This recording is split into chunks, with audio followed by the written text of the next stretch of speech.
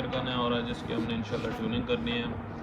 इसको खोलते हैं, देखते हैं अंदर से इसके क्या निकलता है। और किसी भाई ने इसके अलावा गन ट्यून करवानी हो तो ऊपर नंबर गिवन है, उस पर रब्ता करके आप हमसे गन ट्यून करवा सकते हैं। इंशाल्लाह इसकी मैं परफॉर्मेंस भी शेयर करता हूँ लेटर ऑन वीडियो में। जी तो उसके पार्ट से खुला जा चुका। गेज पैनल है, ये भी गेज पैनल में आता है। इसके अलावा ये प्लानम आ गया, ये रेगुलेटर है और ये हमने गेज खोलने के लिए टूल यूज़ किया था। ये जो इसके प्लंजर के जो और रिंग निकला है उसकी मैं आपको हालत चेक कराता हूँ। ये हालत है उसकी।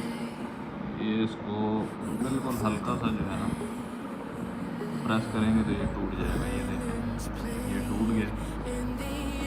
ये चेक करें। इंशाल्लाह इसको ट्यून करते हैं।